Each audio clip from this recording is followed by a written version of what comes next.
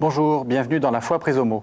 Le thème de la semaine sera le mot montagne. Alors ça peut un peu surprendre, il faut entendre évidemment montagne dans la Bible, puisque la montagne, tout au long de la Bible, joue un rôle tout à fait fondamental. En effet, c'est sur une montagne qu'Abraham fait alliance avec Dieu, sur une montagne qui donne à Moïse la loi. Jérusalem, la ville sainte, est aussi bâtie sur une montagne, le mont Sion. Et Jésus, quant à lui, affectionne les montagnes. La montagne de la Transfiguration, la montagne, le sermon sur la montagne, le mont des Oliviers et bien entendu le mont du Golgotha, le mont de la crucifixion. Alors, pourquoi est-ce que Dieu aime autant la montagne ? C'est la question que nous allons poser à Catherine Lehideux. Catherine Lehideux, vous êtes bibliste et vous allez nous convier à une sorte de promenade dans la Bible. Mais avant, j'ai envie de vous demander pourquoi est-ce que vous avez choisi ce thème de la montagne ? Parce que les lieux géographiques, tout aussi bien que les arbres, les sources ou les puits, ont un sens spirituel, une valeur en eux-mêmes qui est exploitée tout au long de la Bible. Ainsi, quand on voit la montagne où Abraham emmène son fils, le mont Moria, cette montagne prend une autre valeur tout au long de la Bible jusqu'à la Transfiguration. Les montagnes aussi sont liées à des événements très particuliers de l'histoire d'Israël. C'est là qu'a été donné le don de la loi. C'est aussi sur une montagne qu'a été construit le temple de Jérusalem.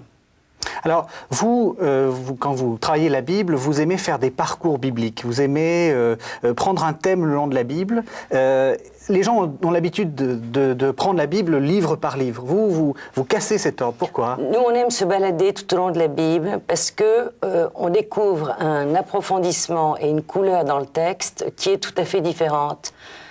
Saviez-vous, par exemple, que les montagnes sont considérées dans la Bible comme au même titre que les créatures, et qu'elles font partie du patrimoine d'Israël. Et donc, vous voyez dans les textes que les montagnes tremblent devant la colère de Yahvé, que les montagnes fondent comme de la cire, ou qu'elles exultent de joie, ou que l'on prononce des oracles contre elles. Donc, en se baladant à travers la Bible, dans un sens ou dans un autre, du Nouveau Testament à l'Ancien ou dans l'autre sens, on découvre un approfondissement qui est formidable. Alors on va commencer par la première des montagnes, qui est la montagne dont vous avez parlé au début, le mont Moria, qu'on trouve en Genèse 22. C'est la montagne où Isaac va se faire sacrifier par son père Abraham. Mais le texte est beaucoup plus compliqué que ça, parce que vous vous rappelez que donc Abraham reçoit l'ordre de Dieu d'emmener son fils sur une montagne et d'y faire un holocauste. Mais ce que l'on ne sait pas, c'est que l'ambiguïté du texte est que où Isaac et son père vont faire un holocauste à Yahvé, où Isaac va être l'holocauste lui-même. On peut lire le texte hébraïque, dans cette traduction, oui. Le texte est très clair. Mais dans le texte hébraïque, cette ambiguïté, elle est totalement voulue. Et je vais vous dire pourquoi. Parce que tout au long de ce texte, pendant les 3 jours pendant lesquels Abraham va se promener avec Isaac, on ne sait pas finalement quelle est la décision qu'il va prendre. Seul le lecteur est un peu plus informé, parce que le texte nous dit que Dieu met à l'épreuve Abraham. Et quelle va être cette épreuve ? Eh bien, c'est Abraham va, lui, au sens le plus fort, c'est-à-dire qu'il pense que l'épreuve, c'est de redonner à Dieu ce fils qui lui a été donné comme une promesse alors qu'il ne pouvait pas avoir d'enfant. Et donc, il va opter pour ce choix le plus fort. Et cette mise à l'épreuve est en même temps une confiance que Abraham gagne, puisque lorsque son fils lui dit « mais je ne comprends pas où est l'agneau », il lui répond « Dieu verra ».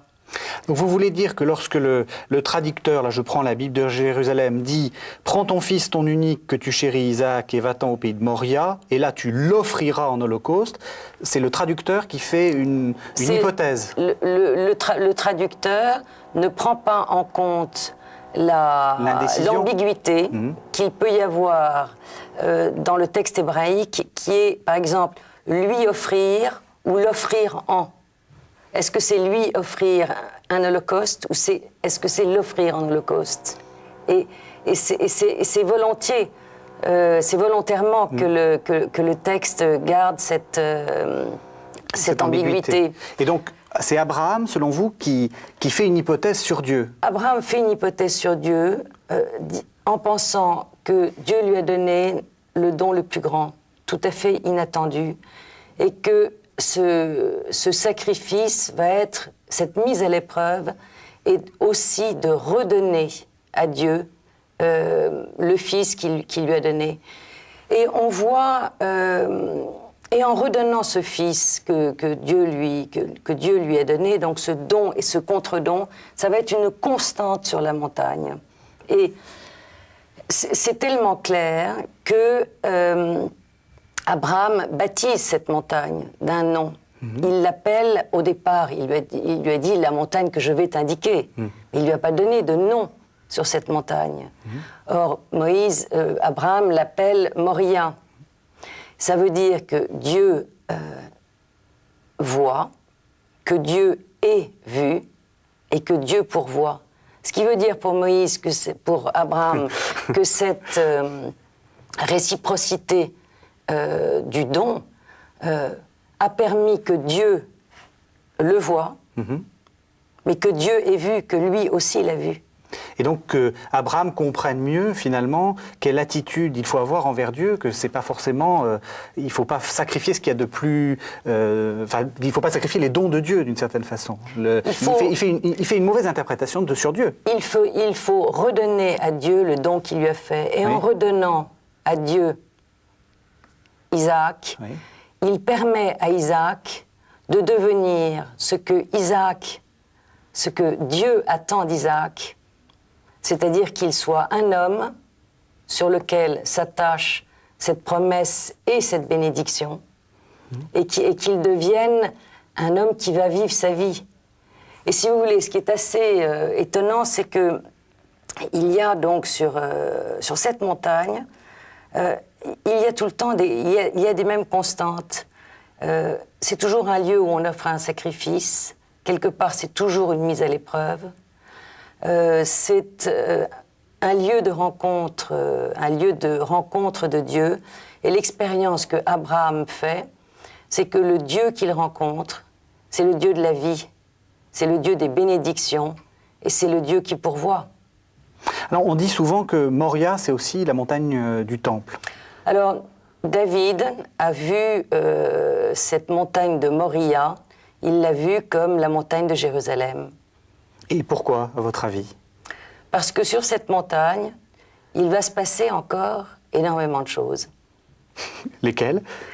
Eh bien, ça va nous entraîner vers la construction du temple, et puis ça va nous entraîner, peut-être est-ce la montagne de la transfiguration, mais là-dessus, on ne sait pas, c'est pas tout à fait clair. Alors, après, il y a un passage très important qui est le passage de la redescente de la montagne. La redescente de la montagne confirme ce que je vous ai dit tout à l'heure sur le don qui est redonné. C'est très curieux, mais est-ce que vous vous êtes aperçu que le texte dit que Abraham descend? Abraham va retrouver les deux jeunes gens qu'il a laissés avec l'âne. Oui. Mais est-ce que vous entendez parler d'Isaac? Regardez le texte. Il n'est plus dans le texte. Isaac n'est plus dans le texte. Et qu'est-ce qu'on peut en tirer? Abraham va être ce père que Dieu attend, le père d'une multitude, le don de Dieu, que Dieu lui avait fait de ce fils. Ça n'est pas un fils pour lui-même, c'est un fils pour porter les bénédictions et la promesse de Dieu. Donc Abraham va pouvoir être le père de cette multitude et Isaac va pouvoir mener son chemin. Merci Catherine.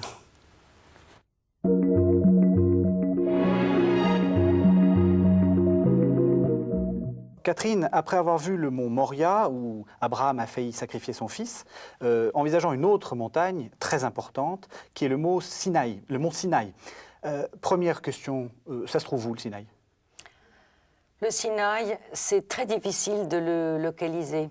Et quand on regarde, c'est dans ce triangle que nous connaissons tous, mais on ne sait pas si c'est au nord ou au sud qu'a eu lieu cette fameuse rencontre. C'est dans le désert d'Égypte. C'est dans le désert d'Égypte, mais on ne sait pas bien où. Alors, Sinaï veut dire buisson. Oui, vous aviez vu que pour Moria, il y avait un sens. Et là, il y a un autre sens à Sinaï, qui est, ça veut dire buisson, mais certaines traductions l'ont aussi appelé l'Horeb. Ce qui fait que quand vous voyez le don de la loi au Sinaï, ou si vous voyez le don de la loi à l'Horeb, c'est le même événement. Le mot buisson est très important parce que, je ne sais pas si vous vous rappelez, mais lorsque Moïse a rencontré Dieu pour la première fois, dans le chapitre de l'Exode numéro 3, où de loin, Moïse, qui s'approche de la montagne, voit un buisson qui ne se consume pas. Il s'approche et Dieu lui dit d'enlever ses sandales et etc., lui donne son nom. Et ce qui est très beau dans l'étymologie de ce mot Sinaï, buisson, c'est que Dieu veut être vu dans un petit buisson épineux qui peut rappeler la situation d'esclavage dans laquelle sont les Hébreux. Et se mettre, je dirais, au même niveau, de venir chercher, de descendre, pour venir chercher le peuple hébreu qui est dans la souffrance et dans l'esclavage. Mais là, on est à un autre épisode. Moïse avait rencontré Dieu seul, en tête-à-tête, et Dieu lui avait fait ce cadeau merveilleux de lui dire son nom, « Je suis qui je serai », et de surtout lui dire « Je serai avec vous ». Et on va voir dans cet épisode que c'est le cas. Mais cette fois-ci, Moïse arrive au pied du Sinaï, les Hébreux campent au bas de la montagne et Dieu appelle Moïse. C'est un épisode où Moïse passe son temps à monter et descendre de la montagne à peu près 25 fois.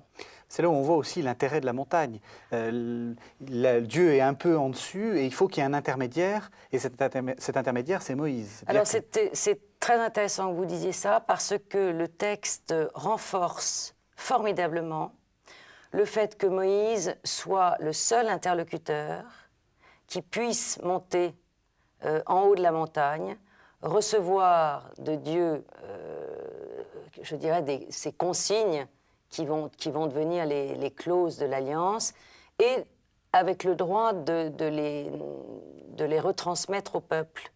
Mais ça met donc Moïse sur un piédestal dans un statut de chef par rapport au peuple hébreu, qui n'est pas encore un peuple. Il faut se rappeler que dans cet épisode, toute l'idée aussi, c'est de constituer le peuple d'Israël.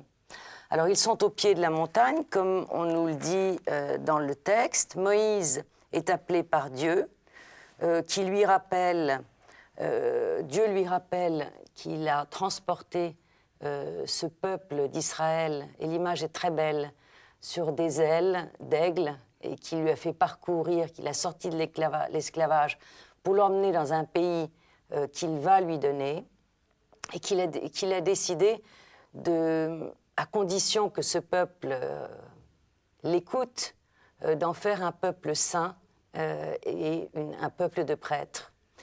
Et tout cet épisode montre comment la montagne va devenir un lieu de rencontre entre les hommes et Dieu, mais à certaines conditions. Et on est très frappé dans ce texte de lire qu'il y a une quantité de limites qui sont données. C'est un peu comme au buisson, le buisson ardent. Oui. Il fallait se déchausser, il fallait se déchausser parce que et là, c'est plus compliqué. La terre sur laquelle Moïse s'approchait devenait une terre sainte. Et pourquoi devenait-elle sainte?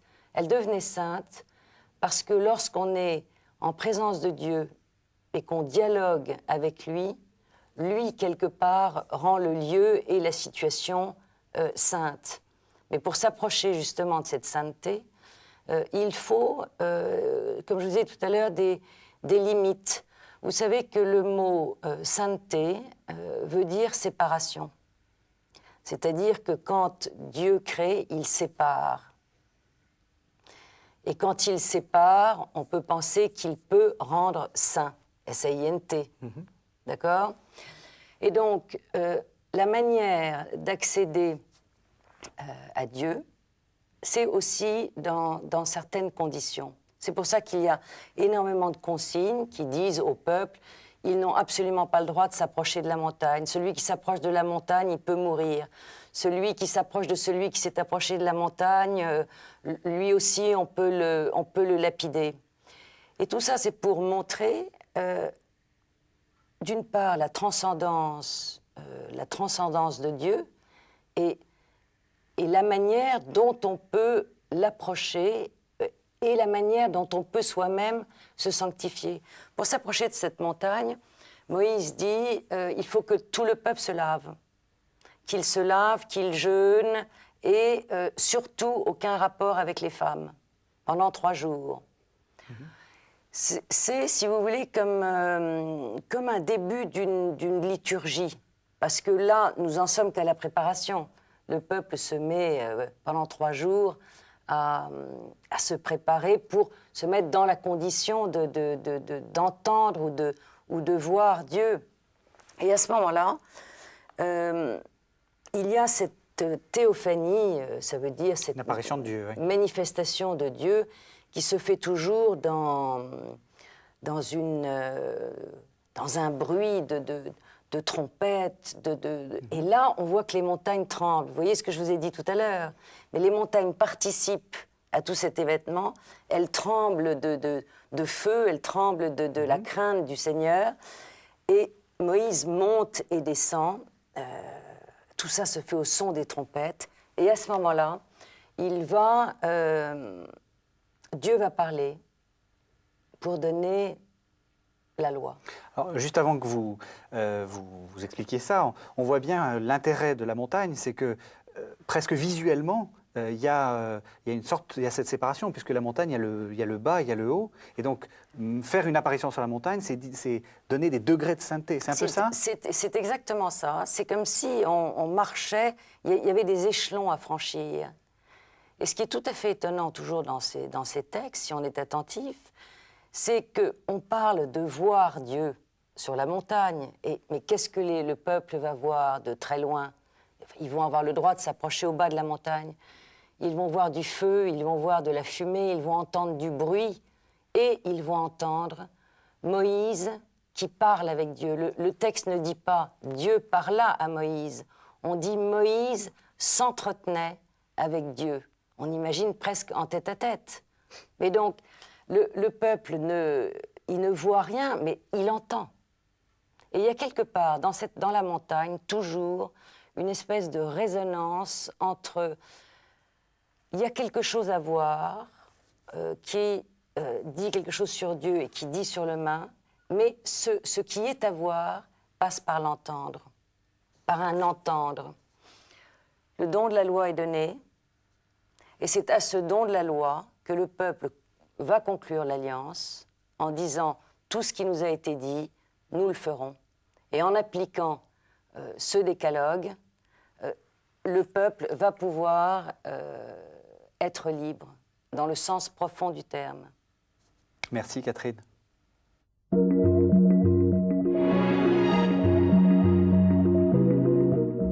Catherine, maintenant que nous avons vu les montagnes, disons un peu importantes que sont le Sinaï et le mont Moria, j'aimerais qu'on parle des montagnes moins connues, comme le mont Carmel, celle qu'affectionnait particulièrement le prophète Élie. Oui. Ça se trouve dans le premier livre des rois. Ça se trouve dans le premier livre des rois. L'étymologie de Carmel, c'est le verger, parce que c'est une région qui est extrêmement florissante, avec des vergers très très riches. Mais la situation qui nous convoque au Carmel est assez tragique. Nous sommes sous la dynastie du roi Akab, qui a épousé une fille de roi de Sidon, Jézabel. Le problème, c'est que Jézabel idolâtre les Baals. Et elle a à sa cour 450 prophètes de Baal et 450 autres prophètes qui remplissent un culte à Astarté. Une déesse phénicienne.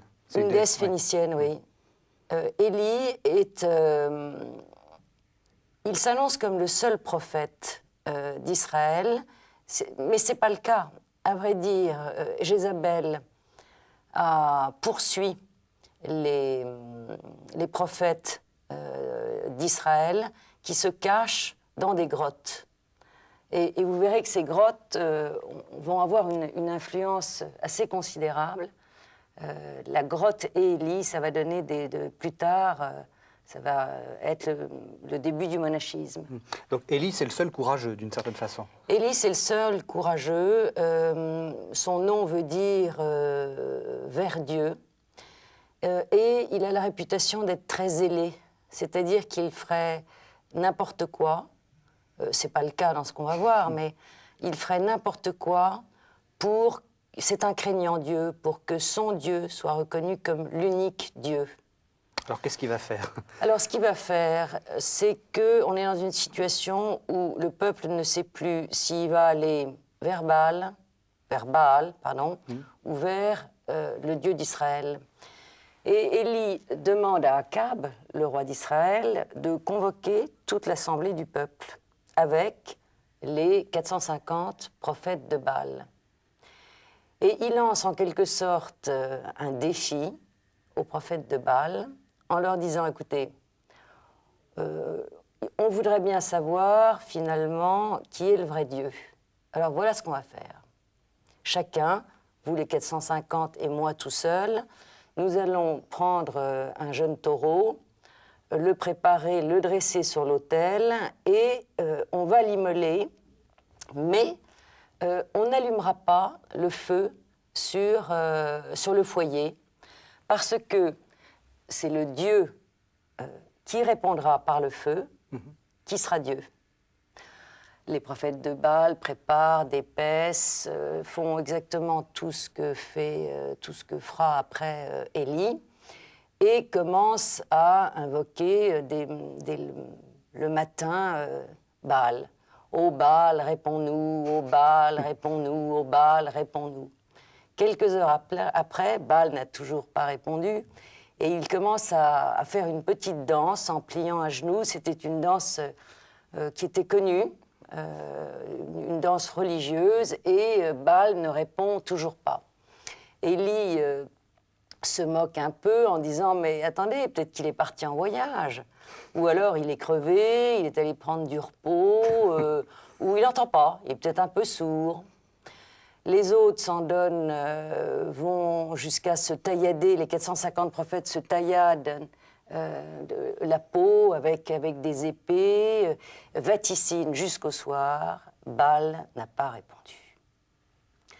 À ce moment-là, on est juste à la bonne heure du soir. Élie convoque donc tout le peuple, dresse un autel avec les 12 pierres qui correspondent aux 12 tribus d'Israël, prépare son taureau et se tourne vers son Dieu en lui disant « Dieu d'Israël, Dieu d'Abraham, d'Isaac et de Jacob, pour que l'on sache que tu es aujourd'hui le seul, unique, vrai Dieu et que je suis ton serviteur zélé, réponds-moi. » Et à ce moment-là, il fait entourer le foyer d'une piscine d'eau. Il fait tripler la quantité d'eau. Il en met une quantité, j'arrive jamais à savoir à quoi ça correspond, des quantités de boisseaux. Et il invoque son Dieu. Et à ce moment-là, il y a une tornade qui se lance du ciel, qui aspire toute l'eau et qui met le feu à ce foyer et au taureau.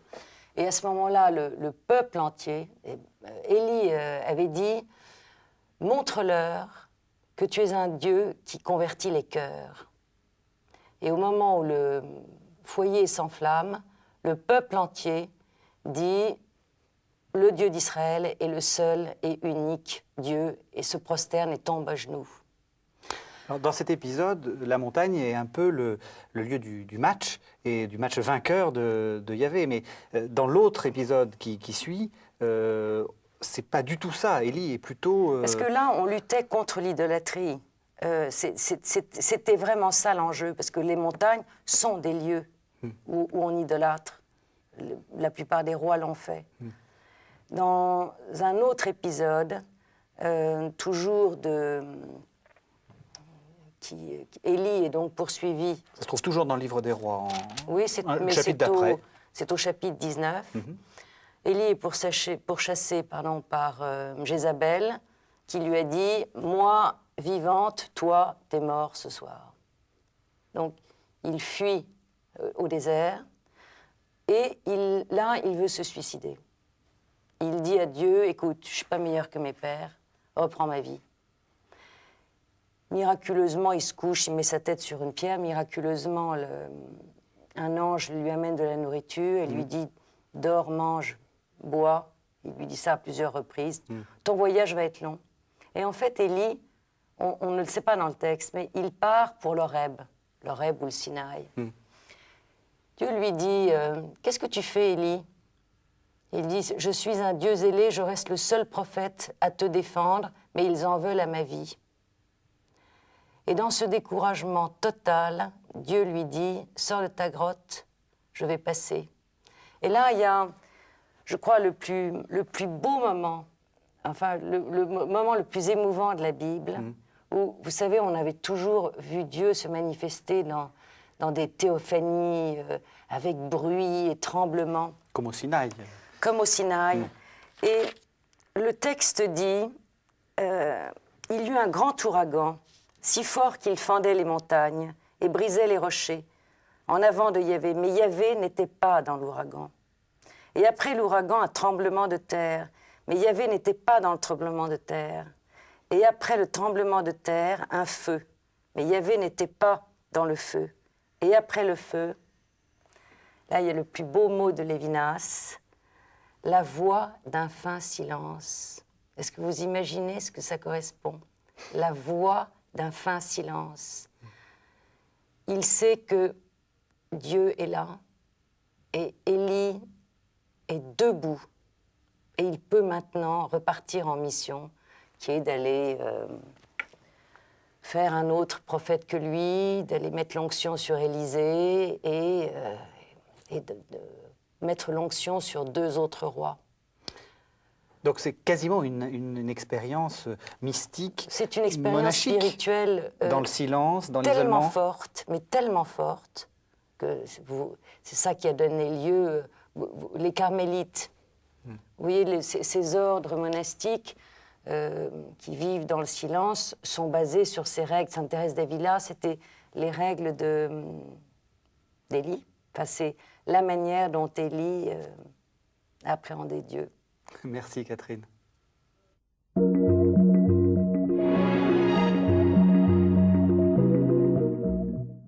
Catherine, on a vu des montagnes très spectaculaires jusqu'à présent. On a vu le Sinaï, on a vu l'Horeb. Il y a des montagnes qui ont moins d'importance, comme la montagne hors la montagne, qui se trouve dans le pays d'Édom, qui n'est connue que parce que Aaron y meurt. Oui, c'est assez mystérieux cet épisode de hors la montagne. D'abord, vous savez que « Or » veut dire montagne en hébreu. Donc c'est comme si on disait montagne de la montagne. C'est un élément très, très mystérieux, je trouve, de l'histoire de Moïse et d'Aaron. Ils ont accompagné pendant des années et des années ce peuple d'Hébreux à travers le désert. Et tout à coup, Dieu décide que Aaron ne franchira pas le Jourdain, qu'il n'ira pas voir cette terre de la terre promise, et lui annonce carrément qu'il va s'arrêter, avant Moïse d'ailleurs, à Hors-la-Montagne, sur une montagne, où il sera enterré, où il rejoindra ses pères. Il avait fait une bêtise avant. La fameuse oui. histoire des eaux de Mériba. Alors la qu'on fameuse trouve histoire des eaux en Nombre 20. de Mériba est tout à fait curieuse, parce qu'il faut être très très attentif au texte pour arriver à percevoir ce qui s'y est vraiment passé. Je vous le raconte. Le peuple dans le désert est encore en train de murmurer. Il se rebelle en regrettant l'Égypte, les concombres, le manque d'eau, le fait de ne pas pouvoir arroser ses figuiers et le fait que l'eau soit immonde. Donc Moïse et Aaron se retournent vers Dieu en disant « il faut que... fais quelque chose parce que pour nous ça va très très mal se passer ». Et Dieu dit simplement à Aaron et Moïse « Aaron, prends ton rameau ». D'autres traductions disent « prends ta verge » et parle au rocher et demande-lui de l'eau. Ils sont d'accord pour le faire. Ils convoquent l'assemblée du peuple et le texte dit Moïse s'adressa au peuple, à l'assemblée, en disant « Bande de rebelles, ferons-nous jaillir de l'eau de ce rocher ?» Et Moïse prit le rameau et frappa à 2 reprises le rocher qui donna une eau à satiété. Donc d'une certaine façon, Moïse s'attribue le mérite Alors Dieu du miracle. répond, c'est là où c'est extrêmement difficile, parce que Dieu répond puisque vous n'avez pas su me sanctifier aux yeux du peuple, eh bien vous n'accompagnerez pas ce peuple dans le pays que je leur donne. Donc comme vous dites, ils ont, au lieu de faire, ils ont manqué peut-être de confiance et douté de Dieu. Ils devaient parler au rocher et pas le frapper. Et Dieu probablement ne veut pas qu'on rentre dans ce pays promis sur la base d'une violence. Et ils ont évidemment usurpé un pouvoir qu'ils s'attribuent. Pour Moïse, ça va être, il va avoir le droit à plus, parce que Dieu, donc Aaron meurt, très bien. À Or, justement. À Or. Moïse va être, Dieu l'envoie au mont Nebo, donc qui est au bas des monts Abarim. Ça se trouve dans le Deutéronome. Dans le Deutéronome. Chapitre 32. Au Deutéronome 32. Et il lui demande de tout organiser avant son départ. Mais il lui dit, tu vas monter sur cette montagne du mont Nebo, tu t'y coucheras. Et tu vas rejoindre tes pères, mais avant de t'y coucher, je te donne à voir tout ce pays de la terre promise. Donc c'est là, la montagne a le sens de, on imagine du point un de vue, zoom, le panorama. Un panorama mais absolument gigantesque, des 12, qu'il y a ce pays pour les 12 tribus, et qui est à perte de vue. Donc Moïse l'aura vu, et il ferme les yeux et il meurt. Alors, il y a d'autres montagnes, en particulier dans les psaumes.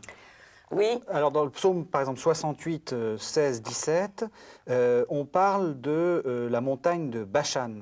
Ça, ce sont des montagnes qui sont extrêmement fertiles. Il faut savoir que dans les psaumes, qui est un des endroits probablement où il y a le plus d'occurrences, c'est-à-dire de mots sur les montagnes, que les montagnes, dans les psaumes, c'est l'horizon vers lequel l'homme se tourne pour parler à Dieu. Alors les montagnes de Bashan sont des montagnes extrêmement belles, grasses et fertiles, mais le psaume dit que Dieu a choisi sa montagne sainte, qui est Sion, là où il veut y résider. Dans d'autres, si vous voulez, dans d'autres psaumes, comme par exemple le psaume 3.5, l'homme se tourne vers la montagne, demande à Dieu, c'est toujours des histoires de salut, et Dieu lui répond. Et dans le psaume 99.9, on sait que Dieu habite cette montagne sainte et que ce sera forcément le lieu où on se prosterne et où on lui rend une louange. Manière de dire quand même que la montagne, c'est quand même l'un des lieux où Dieu habite de préférence. La montagne, c'est le lieu où Dieu habite de préférence. C'est de là, quelque part, que s'obtient le salut. Et c'est la raison pour laquelle l'homme se tourne vers la montagne, vers Sion, vers le temple pour prier Dieu. Mais vous savez que dans les psaumes, il y a dans les 20 derniers psaumes, des psaumes qui sont ce qu'on appelle des cantiques de montée, où l'homme chante, il chantait et il dansait tout le long de ces psaumes et montait les énormes escaliers qui conduisent au temple de Jérusalem. Et c'était des psaumes que l'on chantait pour toutes les fêtes et les pèlerinages. Donc la montagne, c'est aussi le lieu du pèlerinage. On pèlerine vers une montagne. C'est un pèlerine lieu vers focal, une montagne, vers où oui. qu'on peut voir longtemps avant l'arrivée, d'une certaine façon. Oui, parce que ça permet à l'homme de monter vers Dieu. Et vous vous rappelez qu'on avait vu à l'Horeb qu'il fallait, au Sinaï plutôt, qu'il fallait quelques échelons pour que l'homme se sanctifie. Et c'est par la louange et la prière, et en demandant à Dieu de le rejoindre dans son lieu saint, qui est aussi appelé sa tente, ou sa montagne sainte, ou la montagne, tout simplement avec un grand M. Alors justement, dans Isaïe 25, donc on passe plutôt dans des livres prophétiques, la montagne est aussi le lieu final du grand festin, donc c'est le lieu du salut final. Ah oui, ça c'est vraiment une manifestation de l'universalité du salut absolument extraordinaire. Vous imaginez que pour exprimer ce salut pour tout homme, pour tous les peuples, il est parlé d'un festin que Dieu va donner sur sa montagne. Alors c'est Jérusalem, mais ce sera probablement une nouvelle Jérusalem, sur lequel il va préparer lui-même des viandes grasses et décanter les vins. On mangera bien. On mangera extrêmement bien. Le voile sera levé sur les nations, c'est-à-dire qu'ils pourront connaître Dieu. Les nations, c'est-à-dire les non-juifs. Hein. Les non-juifs, les païens. Les païens, oui. La mort sera aussi éradiquée et il n'y aura plus, et toutes larmes sur tous les visages seront effacées. Et on retrouve, dans l'Apocalypse, on retrouve exactement ce même terme. Merci Catherine.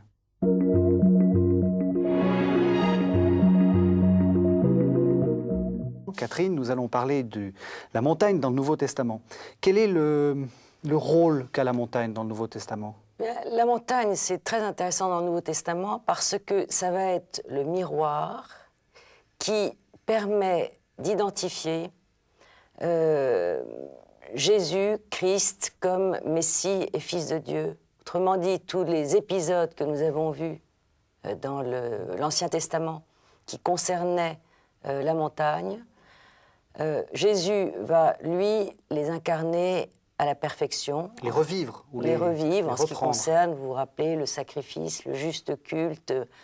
Mais si on regarde, par exemple, la tentation, hein, si on prend la tentation chez Luc, où le diable emmène Jésus sur un haut lieu et lui fait percevoir toute la terre en lui proposant quelque part de faire l'impasse de toute sa mission qui l'attend, donc l'impasse de sa mort, à condition que Jésus se prosterne, il lui répond immédiatement par un verset du Deutéronome que l'on ne rend de juste culte qu'au seul et unique Dieu. Et lorsqu'il l'emmène en haut du temple, qui est lui-même sur une montagne. Qui est lui-même sur une montagne, encore une fois, pour chercher à faire l'impasse de tout ce qui l'attend, il répond « tu ne tenteras pas Dieu ». Autrement dit, il est cette juste réponse que l'on attendait du juste croyant qui rend un culte juste à Dieu. Il y a d'autres épisodes, si vous voulez, dans le Nouveau Testament, où c'est très intéressant de regarder. Très souvent dans Luc, ce serait barbant de citer toutes les occurrences, mais on vous dit simplement Jésus alla prier, est parti dans la montagne. Bon, cette montagne, ça correspond à quoi pour Jésus ? C'est un lieu d'intimité et de communication avec son Père. On voit bien que c'est un terme technique, puisqu'il suffit d'aller un peu en Israël pour se rendre compte que les montagnes sont surtout des collines, c'est-à-dire que c'est pas une vraie montagne. Mais c'est encore une fois le besoin d'être isolé et d'être en relation avec Dieu. Et c'est assez curieux, mais redescendant de ces montagnes, c'est généralement à ces moments-là qu'il manifeste des signes assez forts. C'est à ce moment-là qu'il institue les 12. C'est à ce moment-là probablement que lui est communiqué, si vous voulez, en étant en relation avec son Père, toute une puissance qui lui permet d'opérer infiniment de miracles. C'est aussi, donc il y a l'institution des 12. Oui, justement, l'institution des 12. Pourquoi est-ce qu'il institue les 12? Donc c'est Marc chapitre 3, à partir du verset 12, 13. Pourquoi est-ce qu'il institue les 12 sur une montagne?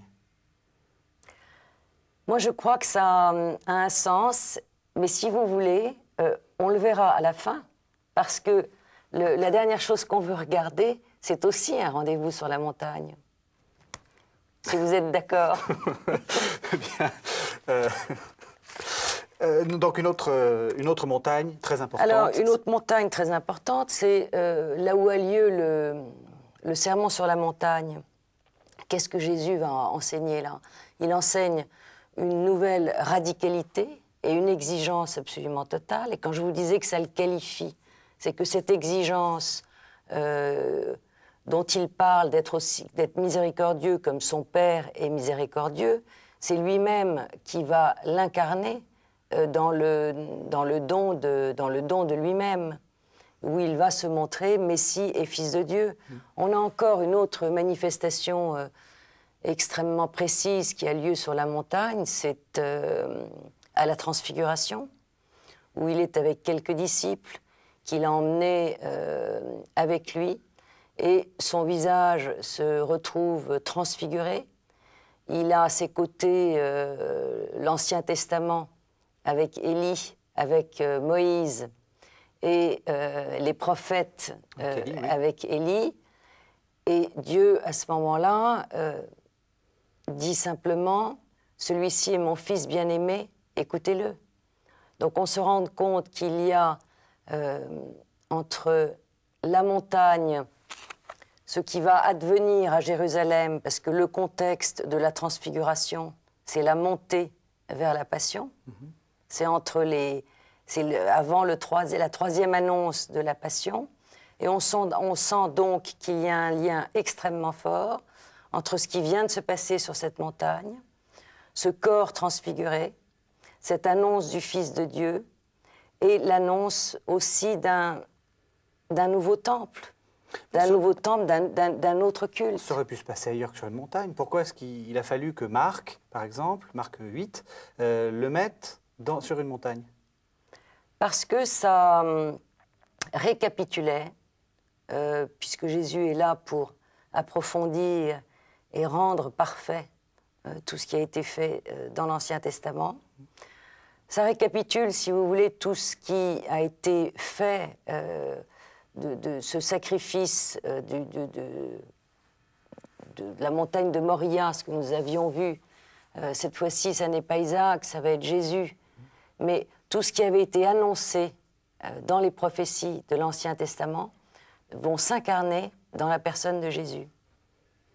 Et alors, est-ce qu'on peut venir quand même à la montagne de la fin des disciples? On va venir à la montagne de la fin, mais je voulais surtout pas en parler avant. Alors venons-en à la montagne des disciples. Vous savez que dans Matthieu 28, 16, une fois ressuscité, l'ange envoie les disciples retrouver le Christ sur la montagne. Et il les accueille sur la montagne où il leur avait donné rendez-vous. Et il leur dit, partez d'ici, enseignez toutes les nations, baptisez-les au nom du Père, du Fils et du Saint-Esprit, et je serai avec vous jusqu'à la fin des temps. Je serai avec vous jusqu'à la fin des temps. C'est la manière dont Dieu s'était présenté à Moïse, en disant « Je suis qui je serai avec vous ». Donc, si vous voulez, il y a ce lien. C'est pour ça que je parlais tout à l'heure de montagne et de miroir. qui identifie Jésus comme Fils de Dieu et comme Messie, car il ne pouvait y avoir que lui qui récapitule toutes ces montagnes de l'Ancien Testament. Et donc, Jésus, d'une certaine façon, clôt son discours sur la montagne, qu'il avait commencé sur la montagne. C'est ça le sens de l'épisode aussi. C'est ça le sens de l'épisode. Et la transfiguration, le fait que les disciples aient été présents sur cette montagne, ça rejoint aussi un peu votre question. Pourquoi l'institution des 12? Pourquoi les 3 sur la montagne? Et pourquoi est-ce qu'ils sont tous à la montagne en Matthieu 28?